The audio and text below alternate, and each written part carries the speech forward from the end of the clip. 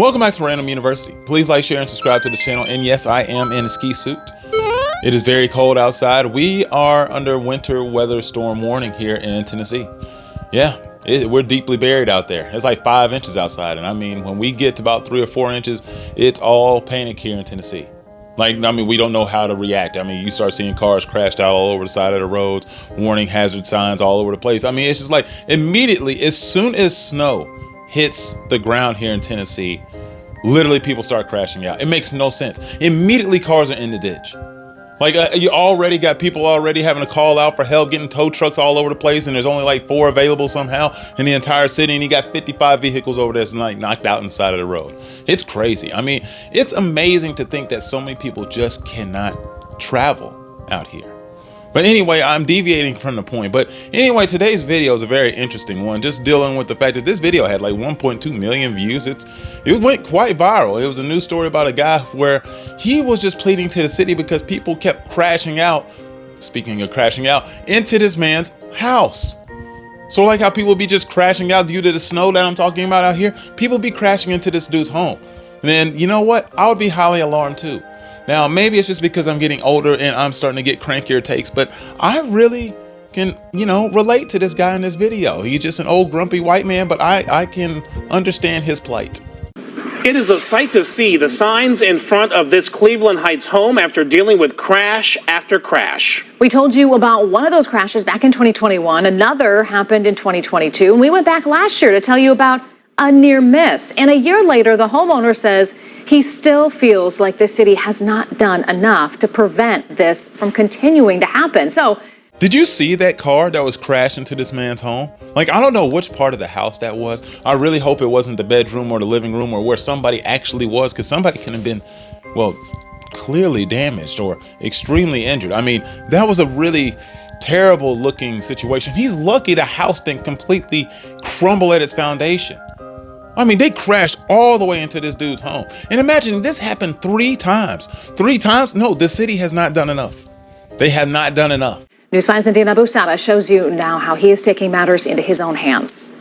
Off South Taylor Road, there's flashing lights, a speed bump. What's going to happen when a car going 85 miles an hour hits that speed bump? That's a good question. I'm guessing the cars that were hitting your house are probably going somewhere between like 45 to 55. But now if you increase that speed by about another 35, whatever miles per hour, yeah, his house is probably going to completely cave in. Either that or somebody will die the next time. I mean, it's already happened 3 times. I can only imagine how traumatized I would be just sitting around in my house anytime I saw some lights flash by. Just thinking, oh God, Jesus Christ. I think they're all, oh man. You got to think this man's always got to be looking outside of his blinds. You know, like those people who get all paranoid and stuff like that. They're always looking outside the blinds thinking somebody's coming for him for whatever reason, even though there's nobody after him. Yeah, I can understand why he might be like that. And even rocks. The city put those rocks in place as what they called temporary measure. Temporary, my ass. I'm pretty sure those rocks are going to be sitting out there for the next 2 years. And this man's going to be pleading to the city for that entire time. And they're going to still be sitting out there. Don't worry, man. We're going to get to it one of these days. But don't worry. We're really working on it. We're just trying to get it through the appeals process. Don't worry. It's just a matter of days. Just a matter of days. 8 seasons done passed by and those rocks are still sitting out there. I mean, first of all, what kind of crap is that? They're just going to roll boulders in front of my house to be like, sorry, man, we removed the guardrail. So instead of just putting another guardrail out there, which seems like it'd be much easier to do than just getting a whole bunch of cinder block or giant boulders like they're building Stonehenge or whatever. And they're just going to put them in front of my house. Is like what is that? But for John Gow, it's still not enough to keep his home safe from erratic drivers. I'm painting another sign. This sign's going to go somewhere with the one that says the cowards won't talk because they're chicken bleep mother froggers. Now, look, I know somebody out there is laughing at this man thinking this is funny, what's happening to him, or at least the way he's reacting to the situation, the language that he's using. Well, I think he's doing a great job knowing that he is on television, trying to display a good public image, somebody who is trying his best to stay sane on television. He didn't want to use the actual curse words like so many other people choose to do when they just get their moment on the big screen. Gow bought his home in 1996, where the lawn now sits filled with signs at this intersection. And again, they ignore the problem. The problem is right here.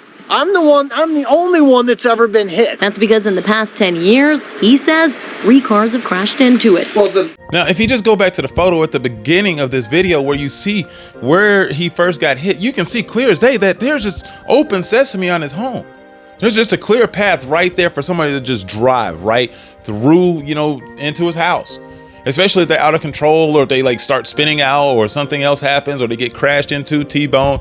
Anything can happen. It looks like his house is right there to be crashed into. Now, look, I know some people are already probably thinking, well, why the heck would he live in a house like this? Well, dude, he got to live somewhere. Probably had great property value at the time. He probably got it for pretty cheap. Just saying, I mean, it's hard to get a house nowadays. Why would you move? Especially, I'm pretty sure he's paid for this house. The first crash actually took out my pickup truck that was parked in the driveway. I believe that was 2012. The second was in 2021, where News 5 covered a police chase that ended with a car in Gal's kitchen. Then another in 2022, taking out his garage.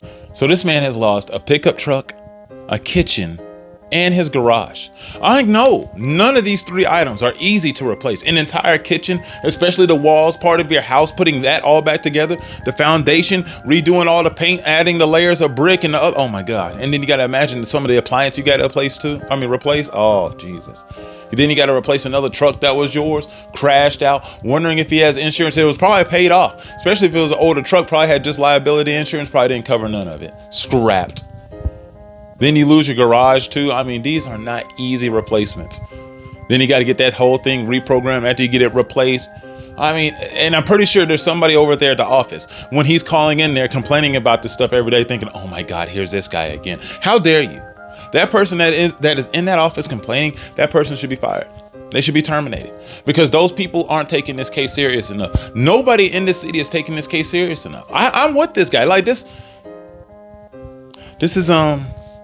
is really unfortunate because this happens to so many people. So many people make pleas to the city when they got obviously dangerous or messed up situations and nobody's there to help. Oh, the city's like, oh, don't worry, we'll help you out. But yet nothing happens. This one is I can't get homeowners insurance. I currently have insurance, but they've jacked the rates, and if I have one more claim, I'm being dropped. Gal says his home used to have a guardrail in front of it, but in the early 2000s, it was removed, and the city won't put a new one in place. Another reason why they really need to take care of the situation. I'm pretty sure he is absolutely paying out the wazoo for that homeowners insurance. Just because this thing got crashed into so many times, now it's a liability to even be there at that home. They're like, well, that house is dangerous to even insure, so why would we insure it? So we're going to jack up the rates. And I'm pretty sure they're going to drop them if it happens again. It's like, well, how is this my fault? The city removed everything that was going to protect my house, but yet somehow this is my fault. Somehow I had to pay more money because they won't fix a problem that is not my issue that they need to fix because it's a danger to the people of the city, the people that pay taxes. Oh my God, don't protect them. Let somebody drive a semi-truck through my house next time and kill my entire family. Okay, well, cool. They offered fair market value. Well, I don't have a mortgage. The house is paid off. What can I buy where I won't have to pay that's comparable to where I'm currently living? All he wants is the peace of mind that a car won't come flying through his wall. I think that is reasonable. As far as I'm concerned, this house has a giant target on the side. And the city has done nothing to alleviate that. Until he gets it, Gal plans to keep painting. And so do you think these signs help?